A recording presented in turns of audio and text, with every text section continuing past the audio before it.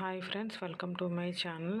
రక్షాబంధన్ వస్తుంది కదండి. సో రాఖీస్ ఇంట్లోనే ఎలా ప్రిపేర్ చేసుకోవాలో చూద్దాం. ఫస్ట్ బక్రం షీట్ తీసుకున్నాను చిన్న సైజు. తర్వాత మిర్రర్ స్టిక్ చేసుకున్నాను సెంటర్లో. దాని చుట్టూ నా దగ్గర స్టోన్ చైన్ ఉంటే అది స్టిక్ చేసేసుకున్నాను గ్లూతో. తర్వాత నా దగ్గర గోల్డ్ కలర్ బీడ్ చైన్ ఉంది, అది కూడా మిర్రర్ చుట్టూ గ్లూతో అతికించేసుకున్నాను. దాని తర్వాత గ్రీన్ కలర్, రెడ్ కలర్ కుందన్స్ ఉన్నాయి. అవి కూడా గ్రీన్ కలర్ ఒకటి, రెడ్ కలర్ ఒకటి స్టెప్ బై స్టెప్ ఒక్కొక్కటిగా స్టిక్ చేసేసుకున్నాను మిర్రర్ చుట్టూ. వీడియోలో చూపిస్తున్నట్టు ఒక్కొక్కటి 1 బై 1 అలా స్టిచ్ చేసేసుకోవాలి. ఈజీగా ఈ గ్లూతో ఈజీగానే స్టిక్ అయిపోతుంది, ఎక్కువ టైం తీసుకోదు. సో అది అయిపోయిన తర్వాత నా దగ్గర వేరే కుందన్స్ ఉన్నాయి. మధ్యలో గ్యాప్ వచ్చింది కదా, ఆ వైట్ కలర్ బక్రం షీట్ కనిపించకుండా వేరే టైప్ కుందన్స్ నా దగ్గర ఉన్నాయి. అవి కూడా దానికి ఆ గ్యాప్లో గ్లూ అతికించేసి అవి కూడా ఆ కుందన్స్ కూడా స్టిక్ చేసేసుకున్నాను. ఇప్పుడు సెంటర్ పార్ట్, రాఖీకి సెంటర్ పార్ట్ రెడీ అయిపోయింది. ఇప్పుడు నార్మల్ సిల్క్ థ్రెడ్ తీసుకున్నాను. సిల్క్ థ్రెడ్ అయినా పర్వాలేదు, లేకపోతే ఉలెన్ థ్రెడ్ అయినా పర్వాలేదు, ఏ థ్రెడ్ అయినా పర్వాలేదు. తీసేసుకొని 2 రౌండ్స్ తీసుకోవాలి. తర్వాత ఇలా నేను ప్లాస్టర్తో అతికించుకున్నాను. అతికించిన తర్వాత నా దగ్గర స్టోన్ బీడ్ ఉంది, పూసలు ఉన్నాయి.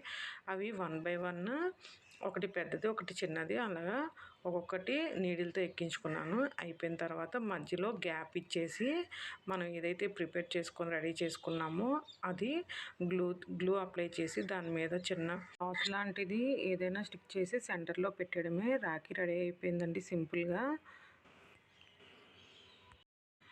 నెక్స్ట్ రాఖీ కూడా సేమ్ బక్రం షీట్ తీసుకున్నాను చిన్నది. మధ్యలో సెంటర్లో మిర్రర్ తీసుకొని చుట్టూ స్టోన్ చైన్ స్టిక్ చేసేసుకున్నాను గ్లూతో నీట్గా.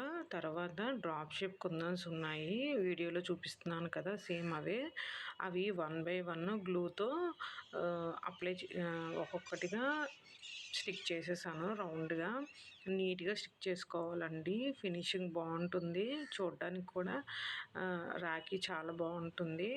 1 బై 1 నీట్గా స్టిక్ చేసేసుకున్నాను గ్లూతో, వీడియోలో చూపిస్తున్నాను కదా సేమ్ అలాగే స్టిక్ చేసుకోండి. తర్వాత నా దగ్గర ఉలెన్ థ్రెడ్ ఉంది పింక్ కలర్, అది తీసుకొని ప్లాస్టర్ అతికించేసాను. ప్లాస్టర్తో అది రాకుండా తర్వాత సిల్వర్ కలర్ పూసలు, గోల్డ్ కలర్ పూసలు ఇలా 1 బై 1 ఎక్కించుకొని 2 లైన్స్కి ఎక్కించుకున్నాను.